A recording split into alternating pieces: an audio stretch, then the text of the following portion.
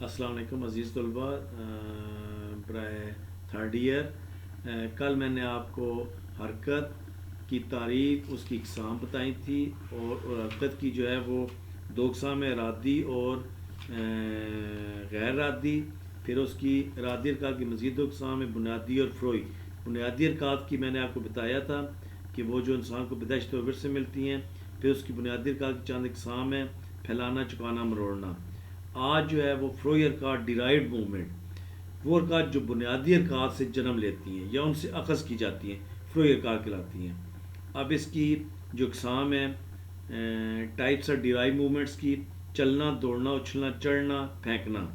چلنا چلنا انسانی جسم کی ایک فروعی حرکت ہے. کھڑے ہونے کی حالت میں کسی ایک قدم کے بڑھانے سے چلنے کا عمل شروع ہوتا ہے، یعنی ایک پنجہ زمین سے جدا ہوگا تو دوسرے پاؤں کی ایڑی زمین پر ہوگی. دونوں پاؤں کی ایڑیوں اور پنجوں پر وزن یکساں ہو. بازو قدرتی انداز میں کندھے کے جوڑ سے آگے پیچھے چلاتے ہیں. بازو آگے کی جانب جاتا ہے تو مخالف ٹانگ پیچھے کی جانب جاتی ہے. اس پورے عمل کے دوران تڑ، کندھے اور سر ایک سیدھ میں ہو. چلنے کے مختلف انداز جو ہیں: صرف پنجوں کے بل چلنا، ایڑیوں پر چلنا، پاؤں کے بیر والی طرف پر چلنا، پاؤں کا اندرونی حصے سے چلنا، پورے پاؤں پر وزن قائم رکھتے ہوئے چلنا. نمبر 2 ہے دوڑنا.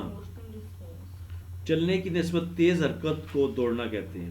دوڑتے وقت دونوں پاؤں کا رابطہ لمحہ بال کے لیے زمین سے منقطع ہو جاتا ہے. دوڑتے وقت پنجوں پر دوڑا جاتا ہے. دوڑنے کا معیار تیز رفتاری سے پرکھا جاتا ہے. تیز رفتاری کے لیے جسم کی طاقت کے ساتھ ٹخنے، گھٹنے، کولے، کندھے، کونی اور کلائی کے جوڑوں کی کارکردگی اور دوڑنے کے دوران اس میں ہم آہنگی کا ہونا بہت ضروری ہے. دوڑتے وقت پاؤں کے پنجوں کا رخ سامنے کی جانب ہونا چاہیے. قدم آگے بڑھاتے ہوئے گھٹنوں کو اونچا اٹھاتے ہوئے مخالف پاؤں کے ساتھ مخالف بازو کو تیزی کے ساتھ چلانا چاہیے. پاؤں کی طرف بازو سے بھی جسم کو آگے دھکیلنے میں مدد ملتی ہے. اب دوڑنے کے مختلف انداز کیا ہیں جی؟ سیدھے دوڑنا، فضا میں کک کرتے ہوئے دوڑنا، ایک ہی جگہ پنجوں پر گھٹنوں کو اوپر اٹھاتے ہوئے کبھی تیز اور کبھی آہستہ دوڑنا، جھک کر ہاتھوں سے زمین کو چھوتے ہوئے دوڑنا، دائیں بائیں اور آگے پیچھے دوڑنا یعنی مختلف اطراف میں دوڑنا، دوڑتے دوڑتے رکنا، پھر دوڑنا، پھر رکنا اور پھر دوڑنا. نمبر 3 ہے اچھلنا، جمپنگ. اچھلنے کا عمل بلندی یا کسی رکاوٹ کو عبور کرنے یا اچھل کا فاصلہ طے کرنے کے لیے انجام دیا جاتا ہے. اونچا اچھلنے کے لیے پہلے گھٹنوں ٹخنوں میں جھکاؤ پیدا کیا جائے تاکہ زیادہ لچک حاصل ہو سکے. اس کے ساتھ بازو کو تیزی سے اوپر کی جانب چلایا جائے کیونکہ بازو کے چلاؤ سے جسم اوپر اٹھانے میں مدد ملتی ہے. اچھلنے یہ چھلانگ کے 4 مراحل پر مشتمل ہوتی ہے، مثلا دوڑنا، اچھلنا، اڑان، اترنا.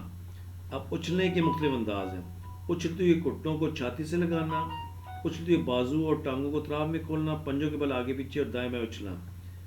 نیکسٹ ہے جی چڑھنا، کلائمبنگ. کسی سہارے سے زمین کو چھوڑ کر اونچائی کی جانب جانے کو چڑھنا کہتے ہیں. چڑھنے کے عمل کے دوران وزن کو ایک جگہ سے دوسری جگہ منتقل کیا جاتا ہے. چڑھنے کے دوران پکڑنا، دھکیلنا، کھینچنا اور جسم کو سکیڑنے جیسے عمل بھی سنجام دیے جاتے ہیں. اب چڑھنے کے مختلف انداز ہیں: لٹکی ہوئی رسے سے ہاتھوں اور پاؤں کی مدد سے اوپر چڑھنا، چھت پر بانس کی سیڑھی کی مدد سے چڑھنا، درخت اور دیوار پر چڑھنا. نیکسٹ ہے جی نیکسٹ پھینکنا، تھروئنگ.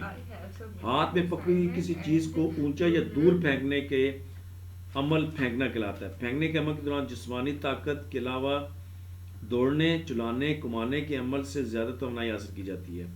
کسی چیز کو زیادہ اونچا یا دور پھینکنے کے لیے ضروری ہے کہ جسم اور ہاتھ کی قوت کو یکجا کرتے استعمال کیا جائے. پھینکنے کے مختلف انداز: بال کو زیادہ سے زیادہ اونچا پھینکنا اور پکڑنا، ربڑ رنگ، ایک دوسرے کی جانب پھینکنا اور پکڑنا، بال کو دیوار پر مارنا اور پھر اسے پکڑنا، دور کھڑے ساتھی کی جانب بال پھینکنا اور پکڑنا. عزیز طلباء، یہ میں نے آپ کو حرکت جو سوال ہے وہ حرکت سے کیا مراد ہے اس کی تعریف کریں اور نیز اس کی حرکت کی اقسام تحریر کریں. یہ یسٹرڈے اور آج میں نے 2 لیکچرز میں آپ کو اس ٹاپک کے بارے میں بریف کیا ہے، سمجھایا ہے، اور اس کو آپ غور سے پڑھیے گا. نہایت آسان ہے اور آپ کو انشاءاللہ سمجھ آ جائے گی. ٹھیک ہے، اللہ حافظ.